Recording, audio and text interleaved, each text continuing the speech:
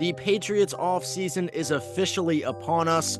While the 2023 season has ended, before we move into this whole boatload of things that the Patriots and personnel need to fix this offseason, we're going to take a look back at what was the 2023 NFL season for the Pats. Let's take a look at all the individual positions, whether that's on offense, defense, the coaching staff, how did they fare on the report card, and an overall assessment of the season as a whole. Let's not waste any more time and dive right back in it here on the At the Pylon podcast.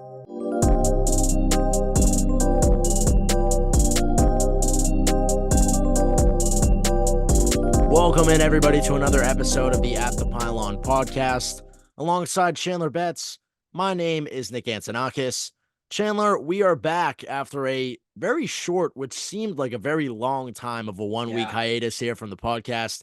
You were wicked busy last week recording an album. Yes. I've been in and out of the sports studio for ACMI Sports, so we ditched last week's episode, but we are full steam ahead here as we progress through semester. But as we reflect on the Patriots offseason in a couple seconds here, Chandler, how are you doing? We're getting ready for classes. I know you've started classes already. Yeah. Very, very stressful upcoming semester, but getting to do it with all the people with whom I just recorded the album. I had my little expose. My career as a recording artist was a very fun week. Full-time job, 9-4 every day. It was a blast though. Voice is a little cooked if you can't tell. Yeah. But it was a great time when traded for the world. Glad to be back nothing talking less, about the but Patriots. still on the grind, Chandler. We're trying our best. Despite the raspy voice, which I can't even really tell, honestly, you are still on the glad grind. then. I could not talk this morning. Oh, geez. Well, regardless, sadly, we have a lot to talk about here, as it's been a hot minute since we've been out here. But we have an entire Patriots season to recap, Chandler. We're going to progress through the offense, the defense, the coaching staff. We're going to take a full look at the season as a whole at the end of the episode. But I don't think we should waste any more time. Let's just dive right into the grades. I think it's better to start off with the negatives and then move into the positives. So let's start out with the offense, as I can expect that there's going to be a good amount of bad grades on here. I'll kick things off. We'll go position by position. Basically, we're going to be grading every single position on the Patriots roster, whether that's the quarterbacks, running backs, wide receivers, tight ends, offensive line. And then on defense, we have safeties, corners, linebackers, and defensive linemen. And then in special teams, obviously, we have just the special teams unit as a whole, kickers, and punters. So we'll start with the offense. We'll start with the most blaring problem with the offense, which is the quarterback situation. Chandler, what did you give our quarterbacks as a grade this season? I felt like I had to separate the two quarterbacks for this one. There's not much of a separation in the grade, though. Mac Jones got an F, and Bailey Zappi got a D-. I don't think there's too much that we have to talk about that. They were both underwhelming, but Zappi at least looked like he could, not wet the bed whenever he stepped on a football field this year. I don't expect all the reports coming out. Maybe I should expect one of them to be back in New England this upcoming year, but I don't expect either of them to see the field in New England. Yeah, and Chandler, I graded the two together. We won't waste much time because we've talked so much about the quarterbacks all season. Yeah. But I gave them a collective F. Obviously, terrible play all season. Mac fell off the face of the earth compared to what I thought he was going to have coming into the season. The only real bright spots from quarterback play were Mac in week 1. You could argue maybe week 2, which was kind of shaky. Sure. And then week 7 against the Bills. I mean, he got us the win there, so kudos to you. And then Bailey Zappi, the only real point where he impressed me was that game against the Steelers where he got the W. Unfortunately, that really stung us because that's how we lost out on a top 2 pick rather than a top 3 pick. But regardless, Zappi still played pretty well that game, got us the win. And was that on? No, that wasn't on Christmas Eve, was it? No. That was the Broncos. That was the week before. Yeah, okay. So it's all melt together for me now. As we also, didn't we beat the Broncos on Christmas Eve too? We did. Yeah, with that field goal. Yep. Great. Chad Ryland. And that's the reason that we're not going to get a quarterback, maybe, or we're not going to get a quarterback that I want us to get. W Patriots. Patriots. Let's keep pressing on here, Chandler. Next up, we got the running backs. What did you give them the letter grade? I gave him a B-. I felt like that was a tiny bit harsh. I was really thinking about giving them a B, but just with the overall lack of touchdown production, I felt like I had to give them a B-, knock it down a little bit. Zeke had a nice season. I think that whether it's in New England, I wouldn't mind if it's in New England, but if it's with somebody else, I think he's proven that he still has a lot of gas left in the tank. And Mondre, tough with the injury at the end there, but I think that he'll bounce back and have a nice, successful year next year. Yeah, and with the offensive line play in front of them, Chandler, is kind of what attributed to my grade in front of them, Sure. especially towards the beginning of the season. I gave the running back room a C plus, so I thought you were being a little bit more generous rather than rough on them. But regardless, I thought Zeke had a good year. Obviously, taking a look back at his stats, a little bit underwhelming compared to like how he felt that he was playing, at least how we kind of felt he was playing when he was actually in the game. Of course, started out the season as running back too before Ramondre went down. But Zeke only brought in 3 touchdowns, about 650 yards so far this season. Five Um, total because he had two receiving as well. But yeah. yeah, that's true. But yeah, from the rushing game standpoint, a little bit lackluster, especially in coming into the season. We thought that our run game was really going to be the power core strength of our team. That Mm. kind of fell off the face of the earth. Ramondre obviously going down was a big blow to this offense. But Zeke, I thought, really kept up well. He beat the washed allegations. And, I think that if he comes back to New England next year, which honestly, I don't think he's gonna. I think he's gonna get a payday somewhere else that nobody in the New England front office is going to be willing to pay for him. Mm. But regardless, he had a good year. Shout out Zeke. We will appreciate this moment of you as a Patriot. But considering the lack of depth in the locker room in the terms of running backs, like literally our RB3 was Kevin Harris. And then past him, it was like who knows who. Like it was basically Jermichael nobody. Hasty or whatever his name That guy was. from the Jacksonville Jaguars, the Yeah, I Atlanta think that was Falcons, his wherever he name. came from. Yeah, the one with like 14 receiving yards or rushing yards, I should say, something like that. But it was a very weak running back room, to say the least, following our first two guys. So considering that, considering the reps that other running backs got in the room as a whole, I gave him a C plus, above average.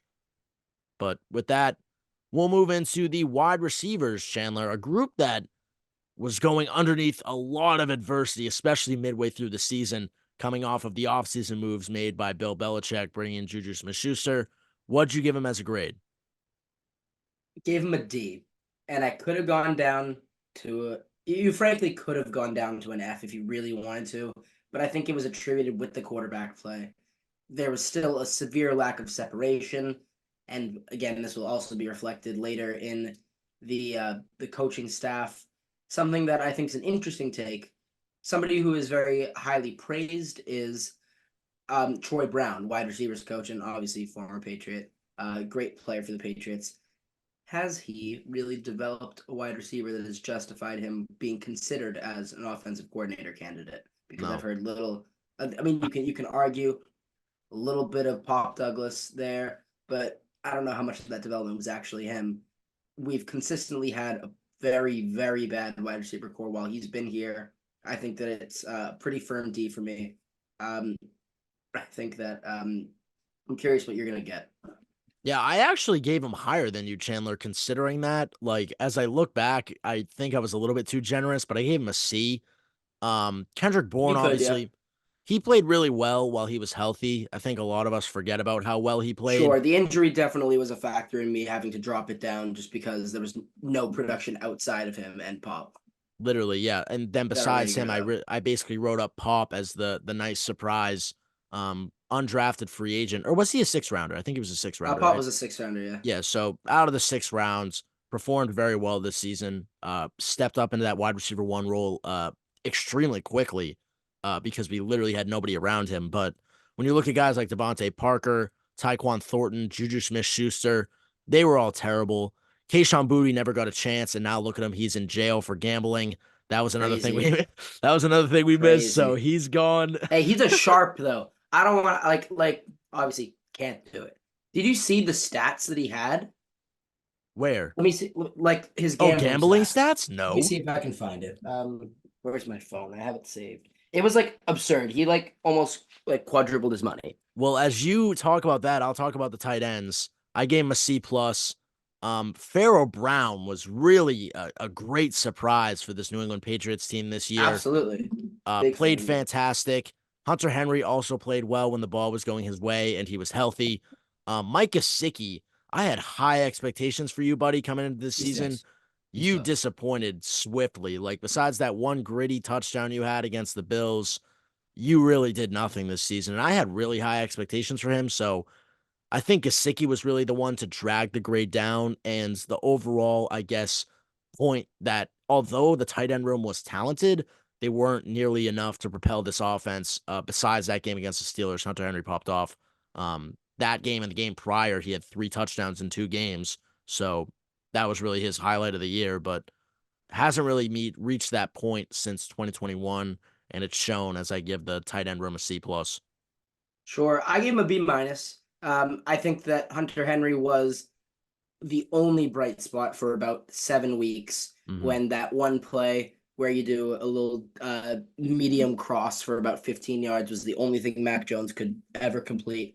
So a lot of credit to him for that. Pharaoh Brown being again a real diamond in the rough there. I was very happy with him. Kasicki, I mean, I guess he technically you could argue he technically won us a game. So give him a little credit, but not much. He doesn't deserve a lot. Um, I gave them a little higher score because I gave the wide receivers such a low score. I think that they were the primary targets throughout the course of the season. That's fair. B And did minus. you find Booty's gambling stats? Give me like 25 more seconds and I will Okay, have it. so I will, I guess, introduce the whole Let's go with the Kayshawn Booty offensive line. case Oh, that yes, go for it. as you talk about it. I got it. Never mind. I got it. Go for it. Okay. So Oh well, according to actually, the for those who don't yes, you do know, it first. Yes, please. Kayshawn Be a Booty good was host. arrested last week. Apparently, while he was at LSU, he was gambling. Even on LSU games, he was gambling on. Yep. He Um, bet the over on himself, which is pretty funny. That is funny, but he Yeah. really the one of the big storylines coming out of this was that he made it very easy to be identified. Like his Yeah. gambling names were like Kayshawn Booty 7. Yeah, he So had two. He had two. They were Kayshawn Booty 7 and Kayshawn Booty 01. I admire the just pure Bro's gonna bliss own of it. ignorance. Pure bliss of ignorance. Just to be like, I'm not gonna get caught. It's crazy. Yeah. But you But yeah, want so let's hear the his shark stats. stats, huh? Yeah, according to the warrant, during 2022 and 2023, Booty deposited a total of $132,147.53 into the account, and he won a total of $556,267.58, withdrawing $50,282.36 from the account. Bro is a Wow. sharp. That's unreal. Well, I mean, That's like those are when Hall you're of a Fame gambling numbers. when you're a player and you're betting on your own games, I think you only bet on like between 6 and 13 LSU games. I think was the number. Well, it's just so So crazy because he only played like 30 in this, and or he only played what 24 in that time. yeah, I So think like so. half of them. But apparently there was one where he bet like over 86 and a half for his receiving yards, and he got like 12. Um, Wow. so it didn't always work out for him. But meme culture's having a field day with him right now. It's unfortunate because there absolutely is a player in there, but I don't think we're going to see it in New England. Maybe we'll see it in the UFL eventually, and then Yeah, maybe he can make a nice little resurgence. I hope the best for him.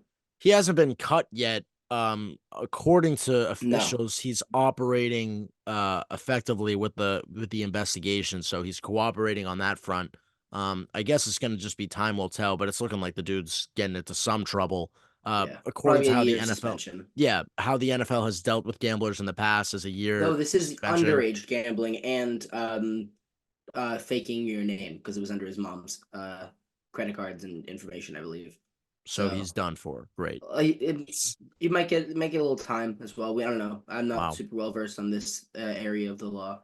Well, regardless, Kayshawn Booty, it was fun. The 5 minutes and the out of bounds catch you had against the Eagles. Good Yep. job. He had Um, he had total yards 40 total yards as a Patriot. Great run.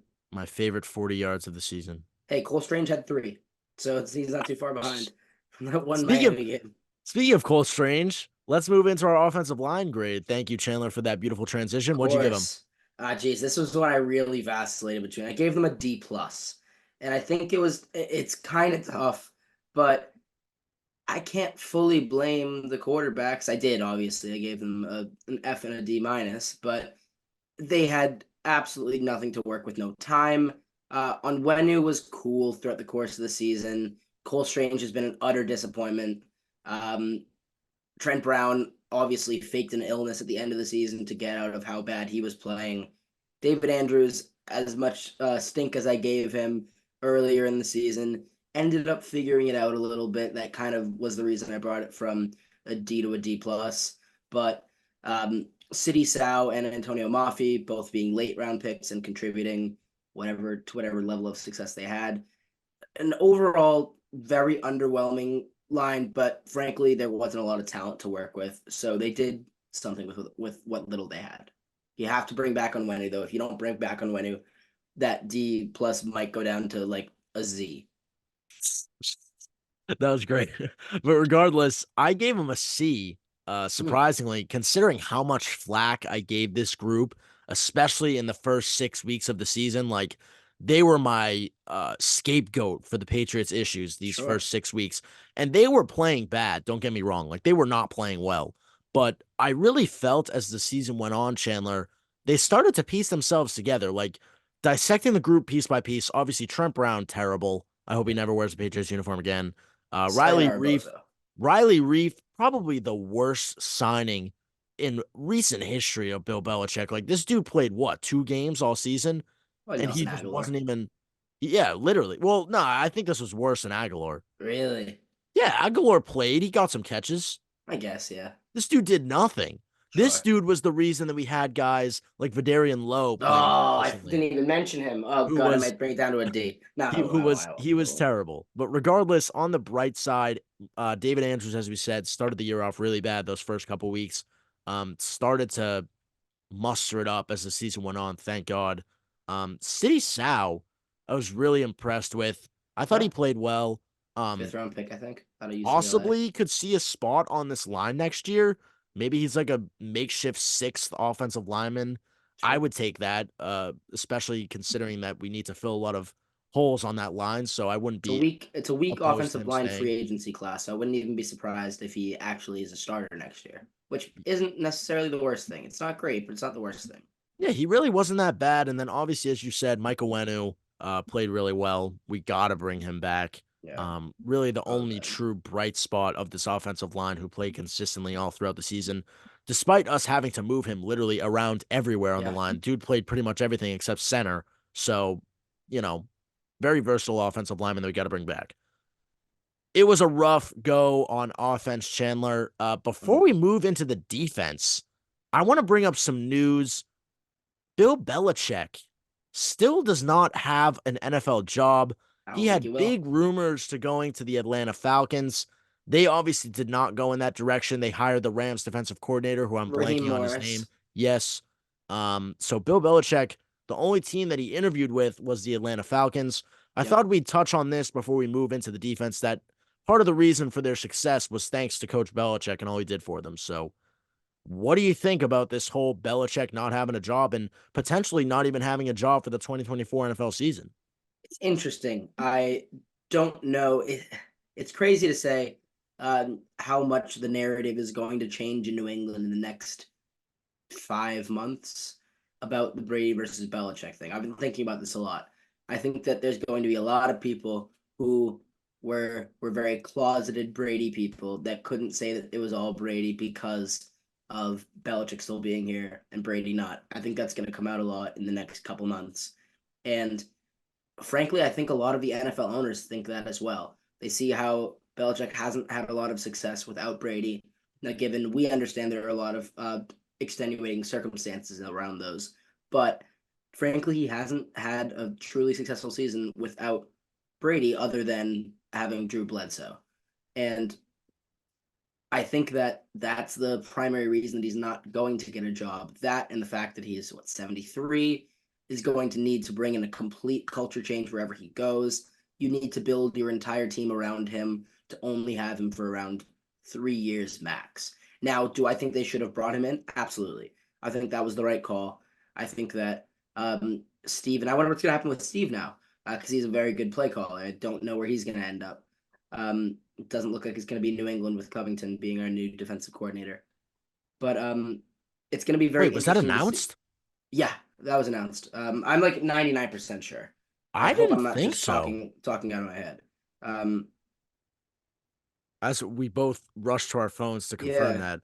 But regardless, the whole Belichick thing, I think the main thing holding him back, Chandler, from a head coaching job is, like you said, the, I guess, having to adjust your whole team's plan in terms of draft capital, players on your roster, everything for 3 years of glory. That's why, honestly, when I look back, I feel That's the that, same thing you did with Brady. It's the same thing you did with Brady. It's different, obviously, yeah, because you can't. Belichick's not on the field, but you put him into that Atlanta team. You go and get, I don't know. I'm starting to really believe now. This always happens around this time. I'm really starting to believe that they're going to trade to get Justin Fields and that Caleb Williams is going to go number one. mm, I'm really starting to get to that point. If you give that Justin Fields, if you give Bijan that incredibly loaded offense, and then let him craft defense, I think that that's a team that is easily going to win the NFC South next year. Obviously, that's probably not going to be the case now. So we'll see. yeah, but in thinking about that, Chandler, I honestly thought, like, as the weeks led up to the Chargers eventually hiring Harbaugh, Great that hire. the Great Chargers, hire. it was a great hire, but I thought the Chargers, if any team, would be the best fit for Belichick because they're championship ready. They're literally a coach away. So Yeah. Belichick going into They're that defense and system, a coach away. Yeah. Or defensive coach away, I should say. yeah, so Belichick going into that system, I think would have worked out the best for them. Regardless, I think the Falcons could have made it work, but I think part of their hesitation lied in, are we really going to put it all in these next 3 years after having a multitude of back to back to back losing seasons? And they Mm-hmm. just said, no, we got to invest in the future, which is understandable. But honestly, I would have gone with Bill Belichick too. You're right about that. But Yes. And if you'd like it, I have the Covington report. yeah, did they confirm it? Mike Reese says New England Patriots are moving forward with plans to promote defensive line coach DeMarcus Covington to defensive coordinator. A source reported on Saturday. This would have been this past Saturday. Patriots have Okay. informed other candidates that Covington is the choice. A source relayed to ESPN's Jeremy Fowler. So Wow. it is all but confirmed. Yes. Okay. All right. Well, that's good. I'm happy with that hire. I Yeah, you don't need to totally do a whole lot to brushed the over that. defense. So, You don't need to but, do a whole lot to the defense. The offense, on the other hand, we'll talk about the coaching staff. We'll talk about some other things, I'm sure. but yeah, But Steve Belichick though, he could shift into that assistant coach role because I think that's the real desire as to what the Patriots were going to offer him in initial reports, at least, was going to be interesting. an assistant coaching position. So, I think he's such a assistant good head coach. defensive play caller. Would like him to be calling plays, but we'll I see how meant that happens. assistant It's head coach. possible. I should have prefaced Yes, that. I know what you meant. I Assistant know head what you coach. meant. Yeah. Yeah. But Man's regardless, last role. let's move to the defense. Finally, some positives. Oh yeah, Chandler, what'd you rank the safeties? safeties. Gave him a B plus, and I felt like I could have gone a little higher. There was a lot of talent, a lot of versatility with them playing both inside and outside of the box, but I couldn't really justify giving anybody other than we'll get to one position, giving them an A. So simple enough. Gave them a B plus. Yeah, I gave them a B plus as well, Chandler. Jabril Peppers, easily Real the breakout. best improvement of this season. Yep. I was really high on him when he initially signed with the Pats 2 years ago. But he even completely blew my expectations out of the water. Yeah. He's been fantastic. Kyle Duggar played well this year. He was a little bit quieter than years past, but Sure. regardless, still played well. And obviously, when you got Adrian Phillips as our safety number three, that's a big bragging right for a team, Hmm. especially a 4-win team. So no really 4-win team has that much depth on the safety side of things. So we're a really lucky team to have that. Unfortunately, it didn't muster up into too many wins for the team, but regardless, I gave the safeties a B plus. With that, let's move to the other secondary position in the corners. Chandler, what'd you think? I'm gonna sound like a madman. I gave them an A. I'm giving them an A. And let me tell Whoa. you why. Not because they were the best part of the defense, but because this is probably the most banged up unit that any team has seen in all of football. And they were still arguably a top 10 secondary, maybe even top 7 throughout the Which is course of the league, ridiculous. recycling people. Christian Gonzalez, everyone's depoy candidate or a D-Roy candidate, gets hurt. Um, Jonathan Jones gets hurt. We're starting my least favorite player, Miles Bryant, as like our cornerback one in some games, and he's showing out. He's putting work against Garrett Wilson. He's putting work against Stephon Diggs. He's putting work against all of these guys. Could just run down the whole list here. Everybody's been so impressive, even after getting rid of Jack Jones, which unfortunate character, but was a playmaker in Vegas when he went there. Yeah, Marcus Jones injury. This whole team, J.C. Jackson, bring him back. he Just sucks. yeah, he was a little rough, but just utterly impressed with this entire unit. I think that whoever the defensive backs coach is, I feel a little silly for not knowing that. Um, deserves so much credit for the fact that this team was as competitive in games as they were.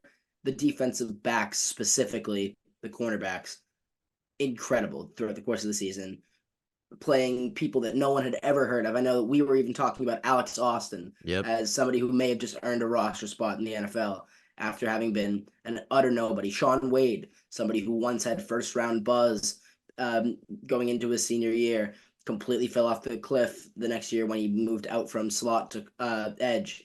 And then he plays edge this year or boundary corner and survives. He doesn't get killed. That wasn't a weakness. And by all accounts, it should have been. That's why I gave them an A. Yeah, I think that's a justified A, Chandler, honestly. But uh, I wouldn't be though I mad if you have a gave them a very C though. I wouldn't be mad if you gave them no, a C. I gave him a B plus because I Yeah, thought that it was very accustomed to credit this group for how resilient they were. Like you said, you listed off all the injuries and goodbyes together.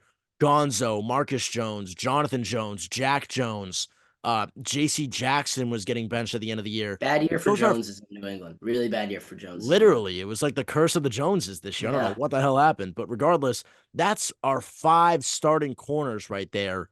yeah, And you don't even have five starting in a game. You got four. yeah. Gives you We you cycle only through roster five.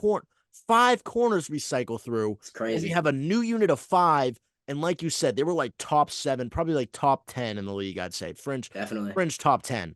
But regardless, still, I guess, at least on my list, one of the weakest parts of our defense, which will go to show what my grades are later.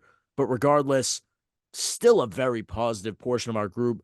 Miles Bryant, I think, won over the hearts of every New England fan this year. Yeah. He really stepped up to the plate. As you said, Alex Austin, he played extremely well. Sean Wade, who I hated so much the first couple weeks, really stepped up to the plate later in the season.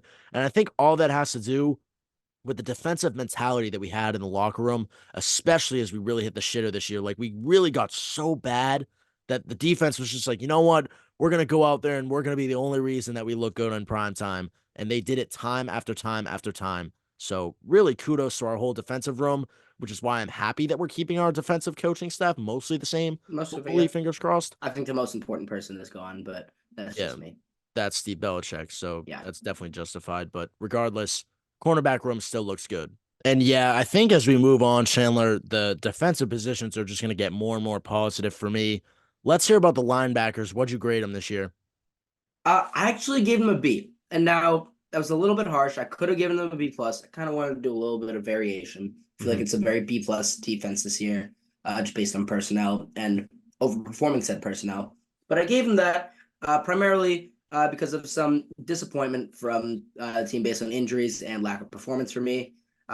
Uche really fell off this year for me. I think he's still going to Yeah. get a fairly decent payday, but I think that he's not going to get that in New England, or at least I hope he won't, because I feel like he's kind of becoming a bit of a luxury player that you throw in there when you need to get a sack, and he didn't really get sacks this year. He's not as versatile in run defense as some of our other players are, be that an Anthony Jennings, who really impressed me, a Mac Wilson, who really had a bit of a resurgence this year, kind of a career saver, Juwan Bentley, Jelani Tavai, who many times was our best defensive player.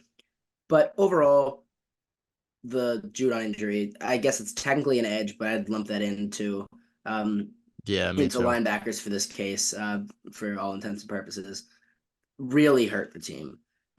You saw it. People stepped up, but not quite enough. I mean, we had Chris Board, who is one of our really good teamers, but we had him playing like meaningful snaps by the end of the season, and you can't really cover that up as well as we did with the secondary. So B for me. Wouldn't be mad if you went any. A lot of these positions, I wouldn't be mad if you went anywhere from like a B minus to an A minus. Yeah, and I moved on the higher end personally, Chandler. I moved them up to an A minus. Sure. And part of that is really due to Jelani Tavai.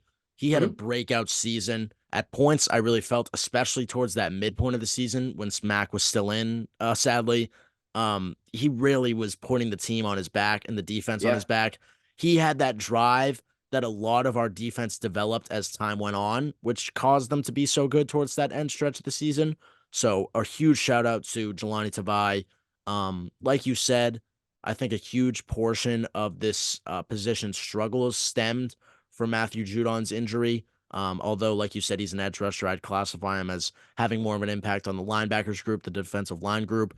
mhm, Regardless, still an impact on both, but probably more on the linebackers.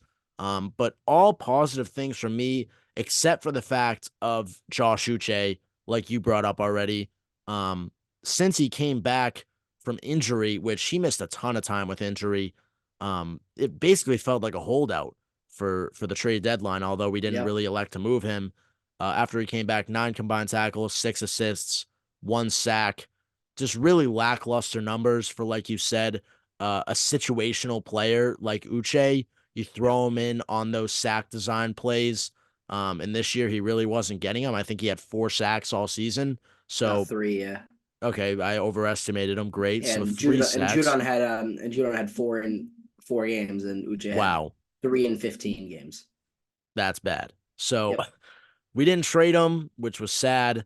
I would have loved a third round pick right about now, even though we thought that was low balling. Would have I loved it. would have loved that, but regardless, he's going to walk in free agency. I don't think we'll bring him back, but Hope you not. know, Yeah. still a good group. Our linebacker group Yeah. was. And I think with that, it's time to move to our last defensive position to grade. It's the defensive lineman, Chandler. What'd you give him? Give him a B plus. I felt like this was the perfect B plus group. Barmore was excellent this year. As we know, or as you know, I should say, I was huge on the Barmore pickup. I expected him to be in the first round, and I expected Cole Strange to be in the second round. We ended up getting that flipped, and frankly, we have a much better player on a better contract. So it ended up working out in the long run. Great player, incredible presence in the middle. Also developed a pass rush this year with 8.5 sacks, which led the team. Great season from him. Overall production from Larry Guy, Dietrich Wise, not a whole lot of depth. Keon White, I think, has a real future, but we'll wait to see that. He's already 25, going to be 26 next season. We'll That's see what's crazy. going to. Yeah, it's wild. He's old for a rookie this past year, but we'll see what happens with the team, specifically with this front. Really good against the run. Didn't quite have the pass rush this year, but that is largely chalked up to injuries. So B plus, perfect layer for me. Yeah, I gave him an A minus, Chandler. Not too much higher than you, but I think a lot of that is credited to Christian Barmore's performance. Yeah. Obviously, like you said, a gem in the second round. That was the year we got Mac first round, and then Barmore in the second. Oh, my Um, fault. Yes. no, but regardless, still a good pick up in the second rounds. Could have gone in that first round. Did he have personnel issues? Is that why Uh, he I dropped? I think it might have been not personality issues, but I think it actually might have been personnel issues, which I don't think you quite meant, but that I don't think people saw him as a 3 down player, but he's proven to be. Yeah, I didn't mean that, but regardless, I guess the wording came out Yeah, right. sure. But still popped off this year. Um, 64 combined tackles, 25 assists, 8.5 sacks. He played extremely well, carried the defensive line on his back at points. Like you said, Keon White was also impressive. A little bit on and off towards the start of the year, wasn't really finding his place on the defensive line. But he really took off towards the end of the year. Dietrich Wise obviously played well. Godchuk played well. And you got to consider this is another group severely impacted by Matthew Judon's absence, not maybe as much as the linebackers, but still a big blow losing Judon. And I really gave the front seven a kudos here because I felt they were elite in getting to the quarterbacks towards the Sure. end of the season. It really was a little bit lackluster towards the start of the year. But as we progressed throughout the year, that was really the only reason that we were winning games is because we were getting to quarterbacks and disrupting play extremely fast. So I give a lot of credit to that defensive line group. That's why I gave him an A minus. So with that, let's move to the last positional group on the actual playing side of the team, that being the special teams group. We'll start out as the special teams as a whole. Chandler, just as a unit. What did you give them? Gave him a B minus. I think that there was a lot of highs, a lot of lows. We'll get to those. That rhymed. That's pretty much all I'll say. We have talented gunners. Schooler had a couple not great plays, but he also had a lot of really good plays. It was the season, yeah, season highs and lows for the special teams, reflected by the team as a whole. It was one of the better units. It was the second best unit we had, second best phase of the game. Yeah, and I gave them a B, a little bit higher than you. Obviously, I think Schooler was the most polarizing player on that group. He went from having that insane field goal block earlier in the year that we were praising through the moon and out to a lot of stupid penalties towards the end of the year. Schooler just turned into kind of a hothead towards the end of the season and was getting flagged left and right, personal foul, personal foul, personal foul. Besides that, Jalen Rager with that kick return touchdown was really good. The special teams unit really propelled Rager off to have a chance of making this roster next year, which I think would be a good decision. I'd like to see him back. But besides that, those high highs and low lows, you got to average it out at just pretty normal play from the special teams group. Outside of the kicking game, which we're gonna get to in a second. Yep. What'd you think about our kicker, our boy Chad Ryland this year? Gave him a D minus, and the only reason I didn't give him an F is because he had a good touchback percentage in kickoffs. Yeah, his percentage was about what he got at 65%. I have it in front of me, and I think the average was about 55, maybe 57. So in an NFL where now kickoffs are stupid and you can fair catch it wherever you want because football is not real anymore, that's a really good percentage. I like that from him. However, um, 5 for 10 from between 40 and 49, 2 for 4 from 50 plus. One of those being a game winner also gave him that little bump up there. But sub 50% from beyond 40 is not good for an NFL kicker. It's not good for a college kicker, even. I think that this is maybe he showed a lot of mental resilience. And I might be talking myself into moving it up to a D. I'm not going to, though. Um, I think he'll be the kicker next year. And I don't think that's a bad thing because he started to get better throughout the course of the season. I want to see he's going to be on the shortest leash possible. I think he gets 3 games, and if he hasn't been perfect from there, he's gone. But give him the chance. He proved himself a little bit at the end of the year. He also only missed 1 extra point throughout the course of the year. That's pretty good. 24 for 25. Yeah, well, despite those positives, Schindler, I gave him an F. Yeah, I get it. Um, the only real clutch field goal he made was the dagger to my heart in the win against the Broncos. Besides that, it was poor kicking. You and I almost made the gag of recreating all of his missed field goals, which we will still do, We'll by still the do it way. eventually. I Yeah. was gonna say we do that and put it out the day he gets cut, but Ah, the crazy. thing I don't know if you will. you saying that he might be our kicker next year was kind of There's a making me like, chance. then where are we gonna fit this in? But regardless, Yeah. whether or not he's around this offseason, we will be putting out that video eventually, Oh which will be yeah. kind of fun. But yeah, I gave Chad Ryland an F. Really, the only positive thing that I pulled from him was his personality, honestly, Yeah, because good guy. he Great is a guy. good guy and he has a good work ethic, and he was like very, I guess, owning up to all I of the want to root mistakes for that he him. made. I Me want to root too. for him. Me too. That's why when you said like give him 3 games, I was like, you know what? Why not? Because we're not getting Nick Folk back, and I definitely don't want to draft another kicker, Yeah, so no, I'm thank good. you. Let's keep Nick Folk. I mean, Chad Ryland for one more quarter of a season. I'll take him for. So F, but hopefully you bounce back, buddy. Um, Last but not least, the superstar, I think, for the Mm. Patriots this year, our punting group. Chandler, what'd you grade him? Give him an A minus. He was good. He was consistent. He could have been the Pro Bowl punter. I don't even know who got it from the AFC, but there's a good argument that it could have been him. Almost 4,600 total yards, a net of almost 4,000, letting up less than 500 return yards. Overall, good performance. He had some nukes. Field position game when your team stinks, your offense stinks specifically. Field position is good. It was like watching Iowa football. If any of you watch Iowa, a lot of good punters coming into the league right now, and he's one of them. He was the best punter in this last draft, I believe. and he proved it this year. A minus for me. Yeah, I gave Behringer an A. Like you said, should have been a Pro Bowler. I thought he was really a big piece in terms of setting up. Sorry. Go for it. He had a couple questionable holds throughout the course of the year. He was the holder. A few of Ryland's misses were his fault. I can think of, I don't remember the exact game, but I can think of one off the top of my head. As It I might have been think the back my now, extra point. Chandler, all I can think of was the announcer being like, let's look back at this. Ball spinning in the air into Behringer's hands. Oh, holds good. Kick up, miss. So, like, Yeah, there were a couple you might be bad right. snaps I as just well, can't but think of any off the I top of my think that head. I think there because early in the season it was very much so. Let's look at the hold. Oh, we didn't get it down in time. Oh, the laces are inside. I don't think I'm imagining that. It's possible that I am. I don't think so though. Well, as you say that, I'm looking at my missed field goal sheet that I made for him. Oh, Uh, cool. the worst field goal that he missed this year was week 12, second worst week 10, third worst week 15, fourth worst week 16. Then we get down to 5, 6, 7, and 8 are week 3, week 5, week 4, week 3. So Interesting. maybe that game against the Jets, obviously here, 2 of the top 8 missed kicks um, were in that week 3 matchup against the Jets.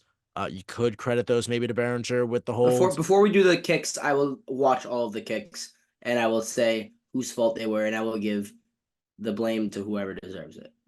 Yeah, well, if there's anybody who can analyze kicks, it's you. So Oh yeah, let's do it.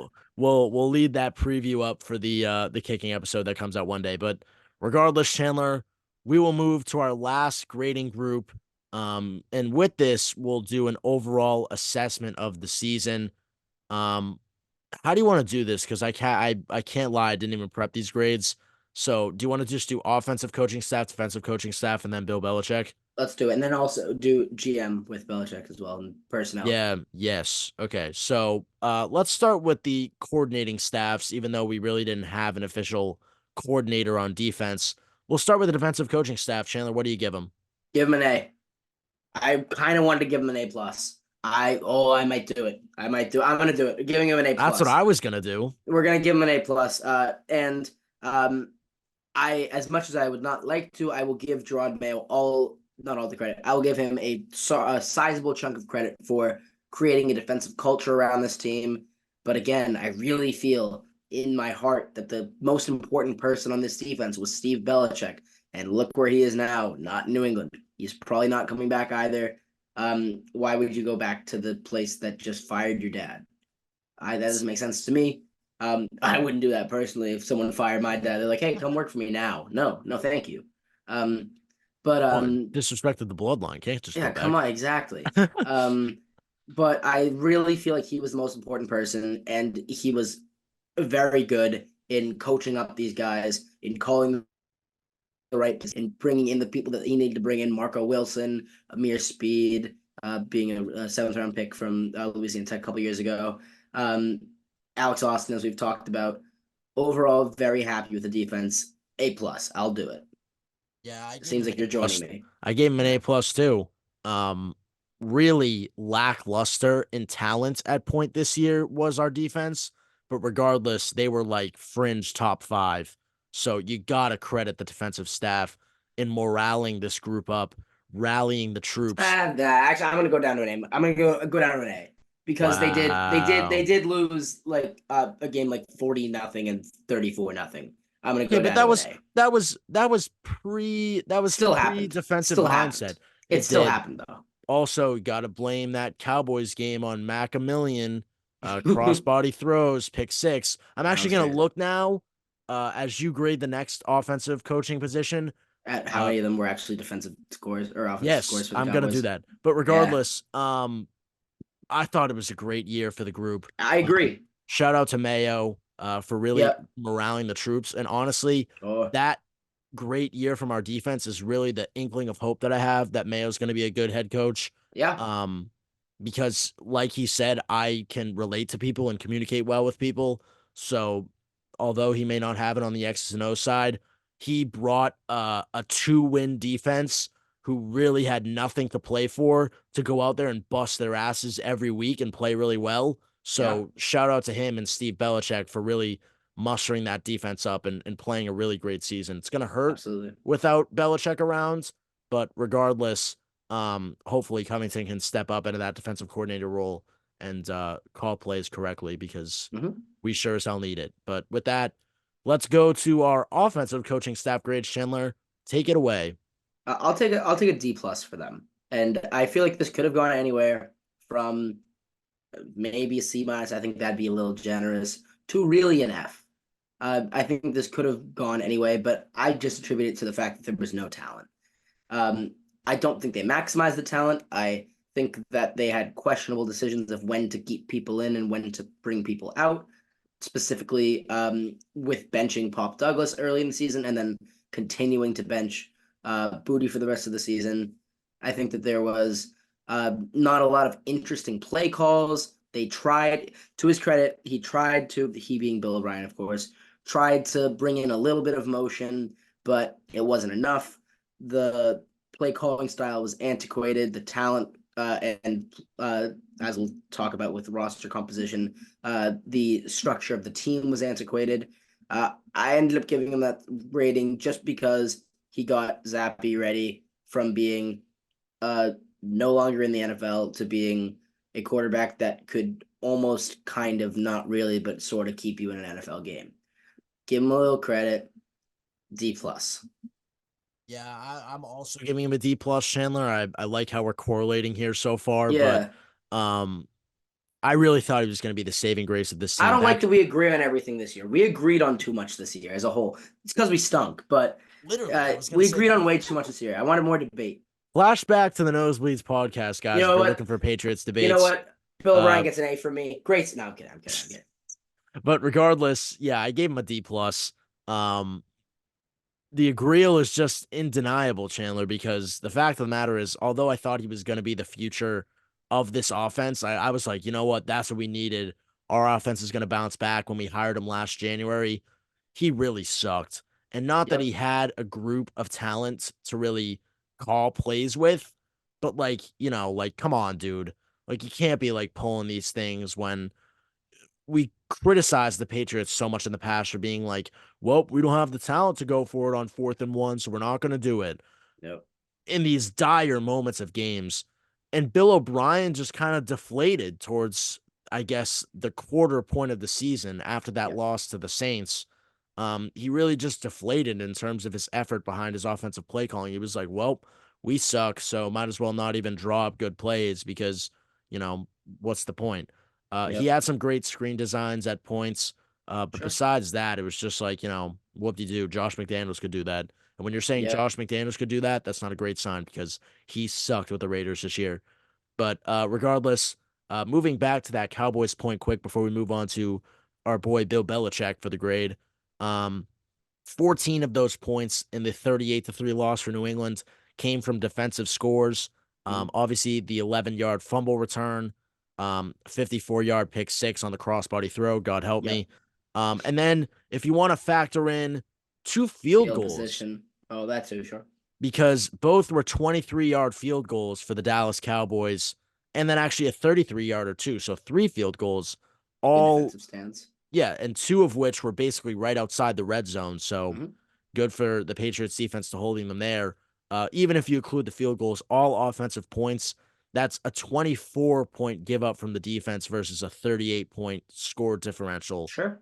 in the game. So regardless, still a terrible game. I'm not trying to argue that, but Yeah. Yeah. with that, I think it's time to move to our favorite coach, our man Bill Belichick.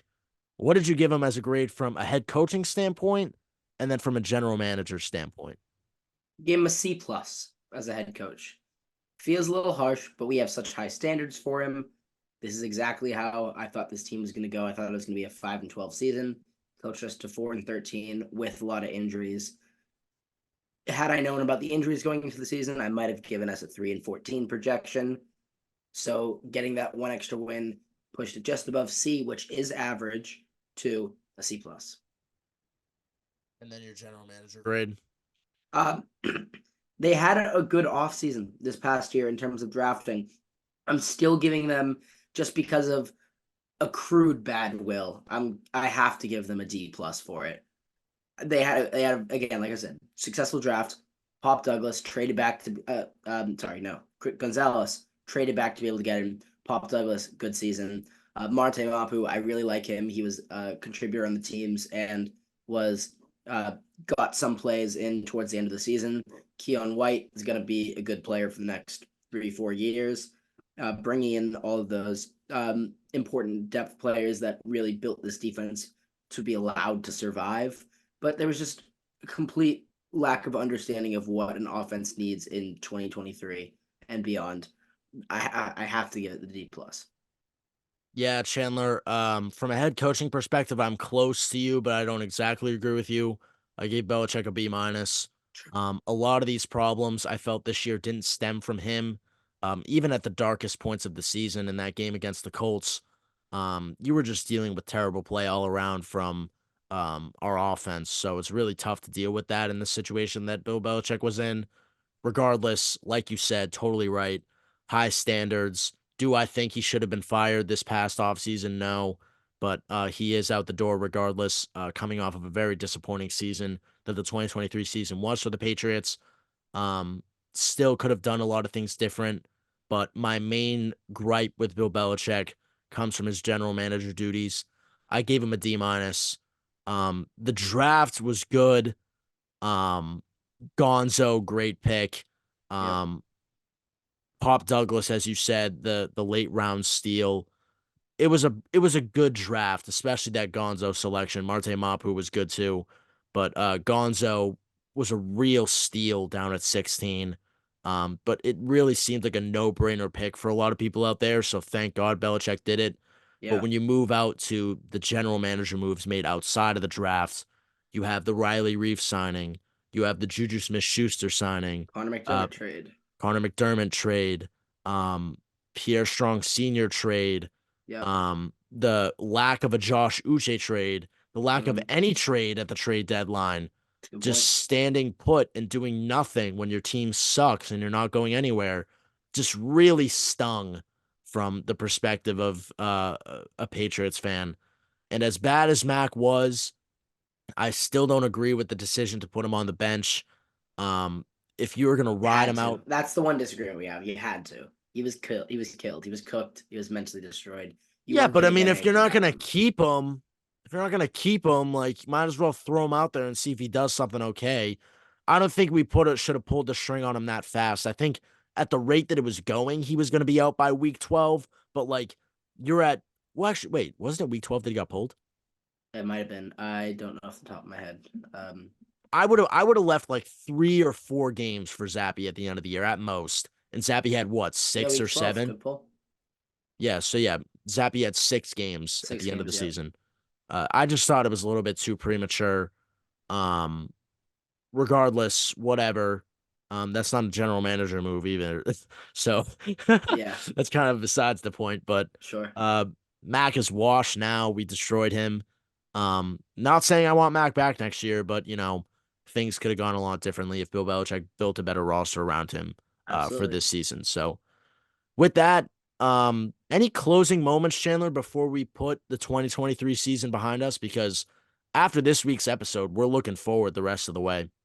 I have a little precursor to looking forward because I feel like this news might come out very soon, and I want to get ahead of it. Shoot. Next Patriots offensive coordinator.